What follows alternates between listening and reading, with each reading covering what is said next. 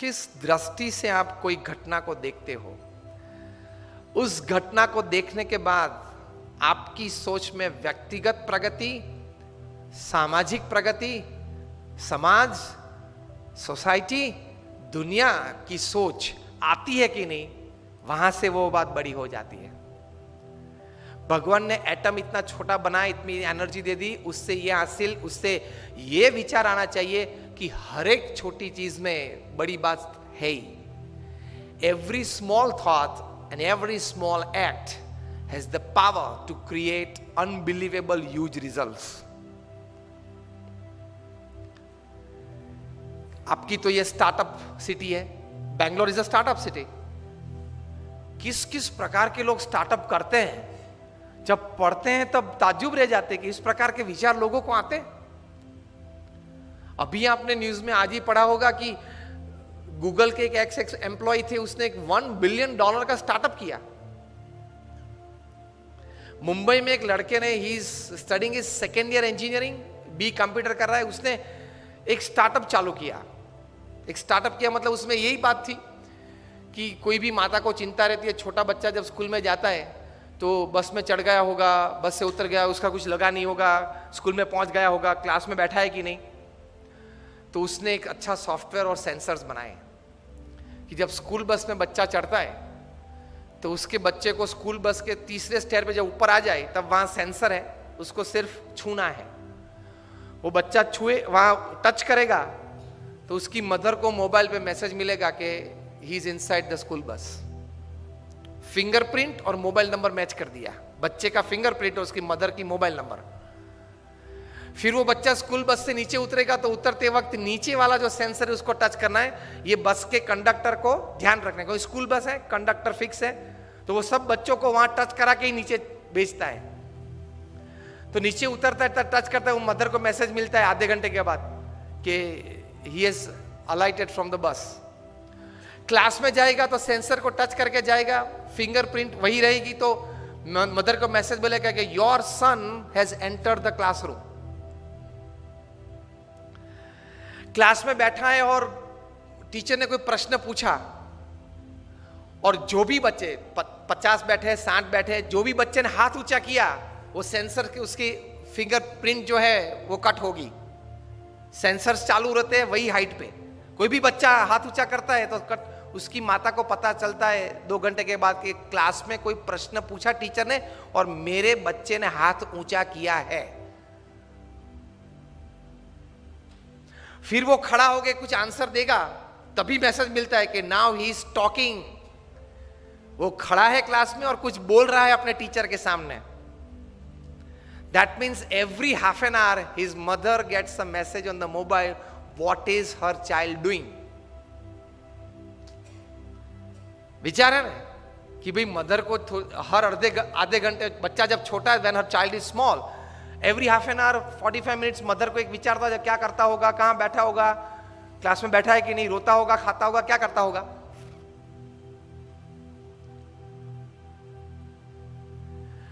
During the recess time when they move out of the class, वहां इतना बड़ा sensor है तो लंच बॉक्स, वो येलो लाइन है, वहां खड़े रह के लंच बॉक्स खोलना है, फिर आगे जाना है।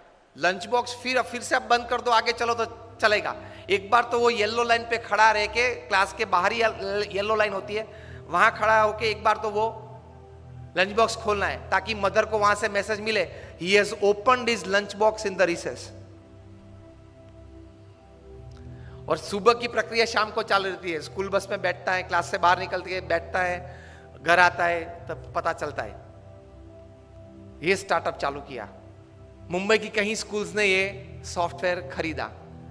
And this boy was studying in second year engineering, he sold that to an MNC for, now give me the figure, $550 million। ये व्यक्ति के पास एक सोच थी, एक स्टार्टअप चालू किया, जो एमएनसी ने ये सॉफ्टवेयर खरीदा, ये सिस्टम खरीदी। वो एमएनसी के पास तो दुनिया के 150 देशों में नेटवर्क था। ये 150 देशों में नेटवर्क के लड़के के पास तो नहीं हो सकता, हम समझ सकते, उसके पास विचार था। तो ये हुआ। तो ऐसे जितने समुद्र में पानी के बूंद है, हवा में जितने ऑक्सीजन के एटम है, उतने विचार मनुष्य के दिमाग में है, पकड़ने चाहिए. And that all depends upon your attitude. ये लड़के ने यही सोचा कि माता तो चिंतित हर आधे घंटे रहती है, उसके लिए मैं क्या करूं. She gets every half an hour a message about her child. Simple. Technology का उपयोग किया. If you have the attitude, you can, whatever you see, whatever you hear, whatever you think, you can transform and give a big shape and a big size to that thought. Facebook ऐसे ही चालू हुआ था, WhatsApp ऐसे ही चालू हुआ था. अपने group के लिए, अपने फ्रेंड्स के लिए, एक छोटे से ग्रुप के लिए चालू किया था जुकरबर्ग ने फेसबुक, और वहां से अब कितना बड़ा हो गया. कहने की बात यह है कि attitude makes the difference. How you look at it, how you see things. अगर आप सुबह से ये एटीट्यूड लेके बैठे, नहीं नहीं नहीं हो सकता, कैसे हो सकता है, ऐसी कोई मदद तो नहीं मिलेगी, शायद किसी को ये अच्छा नहीं लगेगा, पता नहीं कैसे हो सकता है, ठीक है, इस प्रकार के एटीट्यूड्स रखे तो you will never be able to walk, forget run. Attitudes तो यही रखने हैं. Yes I can, it can happen, I will do, I can make it happen.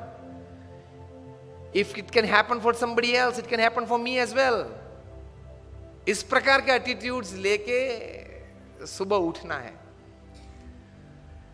तो द फर्स्ट एडवांटेज मैंने ये कहा कि attitude can change any situation to your advantage. ये आप याद रखना. एनी हैपनिंग और any thought you can change for your advantage and for the larger advantage of the society. You can change it by the right kind of attitude in your life. दूसरा बड़ा advantage attitude का success के लिए, क्योंकि success के लिए पहला तो बहुत इंपॉर्टेंट है, किसी भी परिस्थिति को आप अपनी लाभ में परिवर्तित कर सकते हो. Second important advantage of attitude is, if you have the right kind of attitudes, your latent talents, आप में जो शक्तियां हैं जो आपको भी पता नहीं है, वो बाहर आ सकती है. There are thousands of energies that we have which go unused in our lifetime because we didn't have the right attitude. We didn't have the right attitude. So thousands of energies God has gifted us. कहीं कहीं लोगों में कई प्रकार की energies हैं, extraordinary energies हैं. हमें लगता है कि यार ये तो हीरो है, ये तो सुपर हीरो है, लेकिन वही एनर्जीज आप में भी हैं. उसने वो एनर्जीज बाहर निकाली और आप बाहर नहीं निकाल रहे हो. So the second big advantage of attitude is you can bring out your latent energies, many talents, many forces that actually can give a big advantage to you in your life.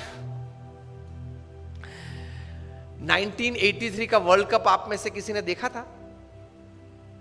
हाथ ऊंचा करें. मैं भी हाथ ऊंचा करता हूं. मेरे दीक्षा के पहले की बात है, मैंने भी पूरा देखा था. Just raise your hands if you saw the 1983 world cup. Many of us, ये नई जनरेशन ने नहीं देखा होगा, यतीश तो पैदा नहीं हुआ था उस वक्त. 1983 की बात कर रहा हूं. और सतीश जी हुआ था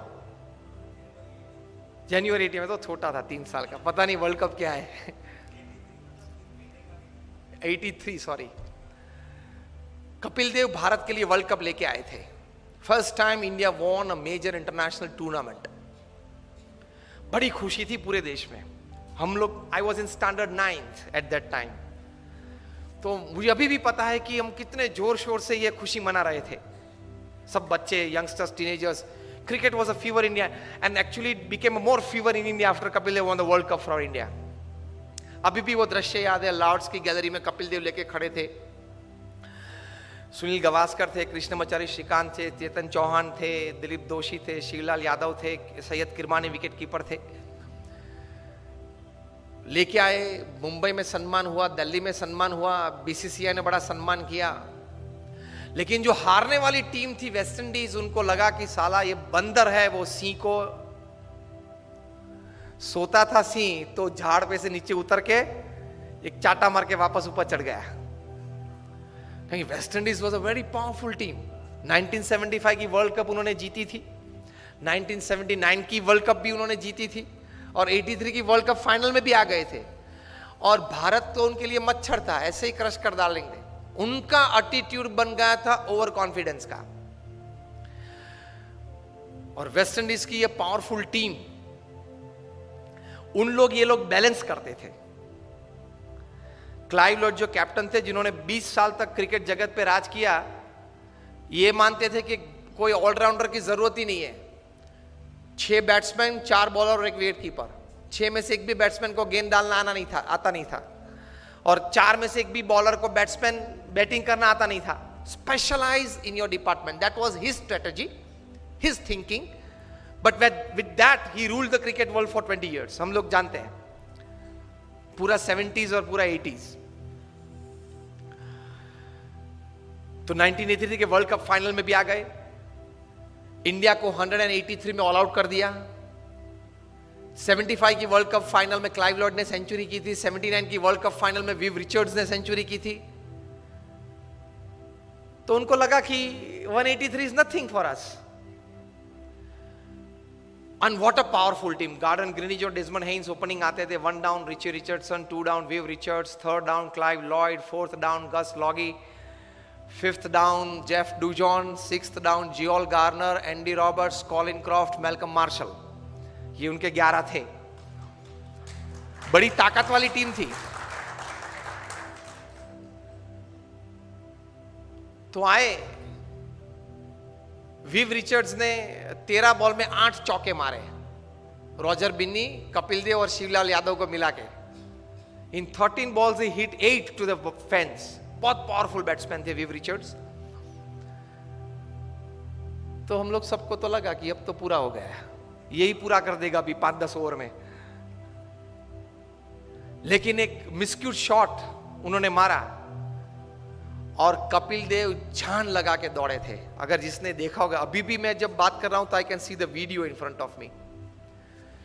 वहां से अगर कैच ऊपर आता है तो कैच, बॉल देखते देखते अगर पीछे पड़ना तो पीछे दौड़ता है ना फील्डर गेंद को कैच करने के लिए।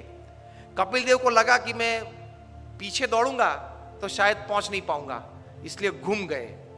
बॉल पीछे से आ रहा था और इस ऐसा दौड़ते, which is very difficult, very difficult.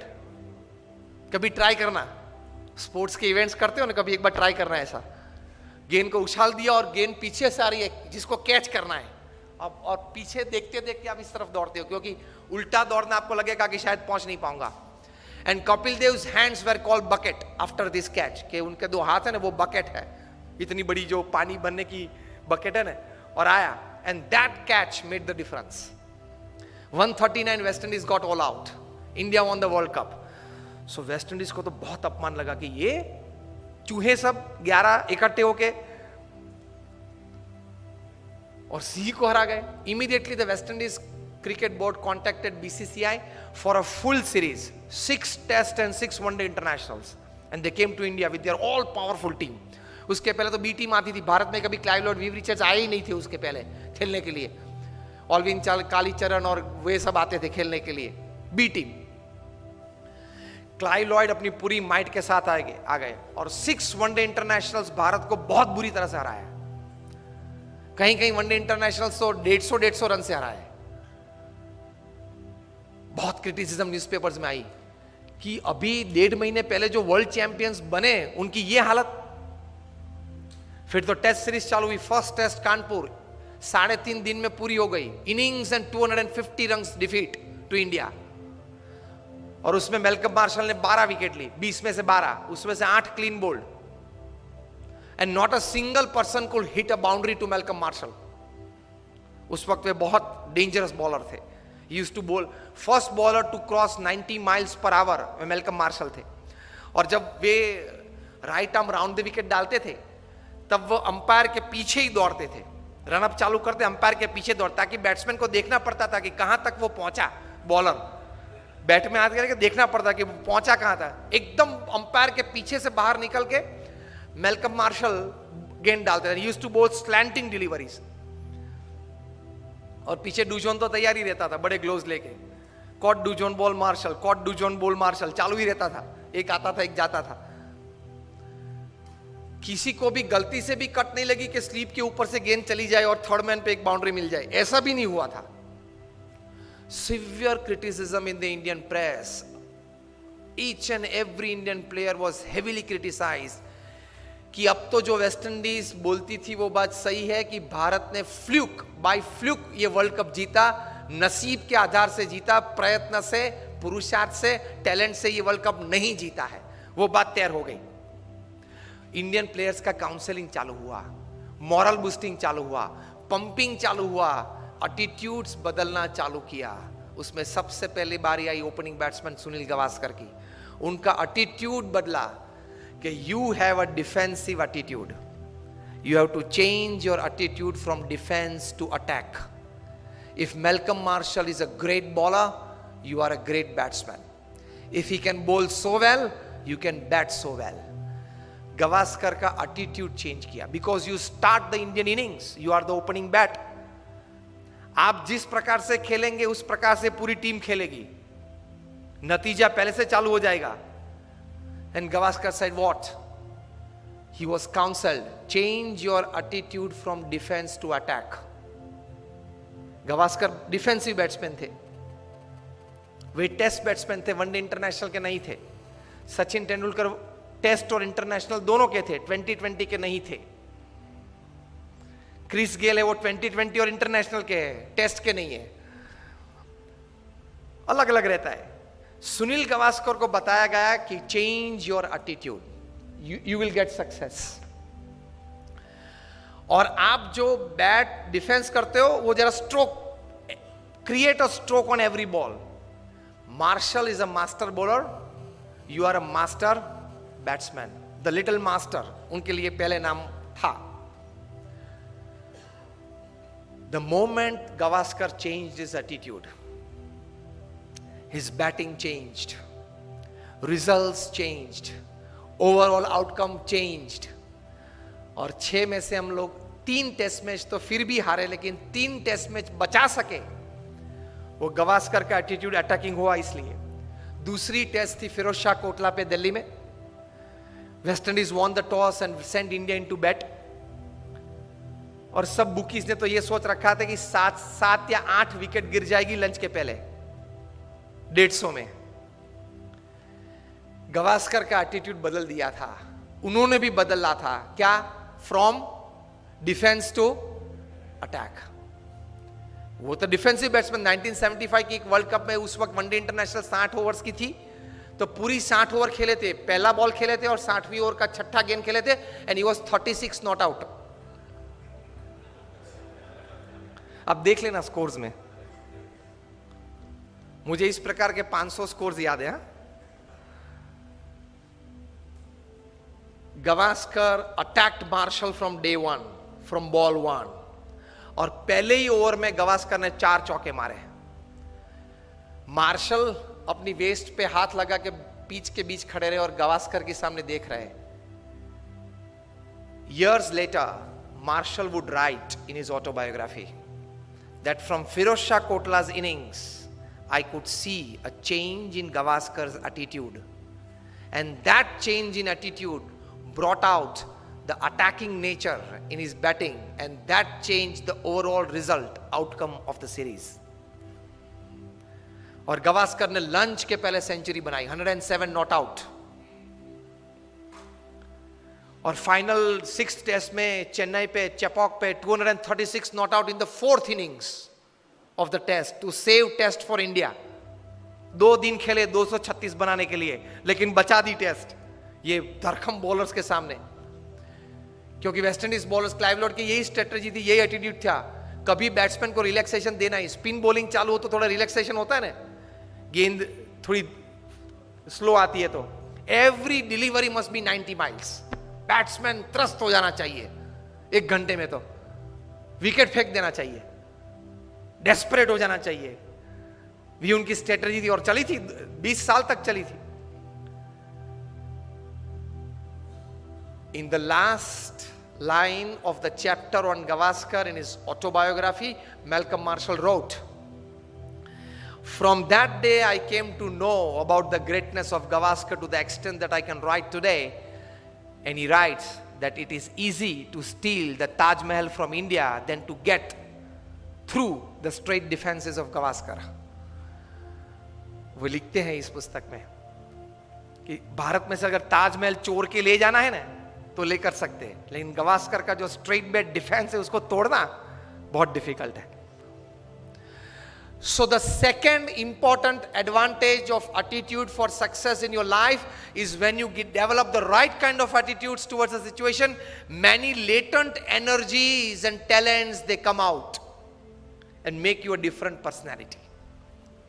With that latent talents and energies comes solutions to solve your problems. तो attitude ये रहना चाहिए.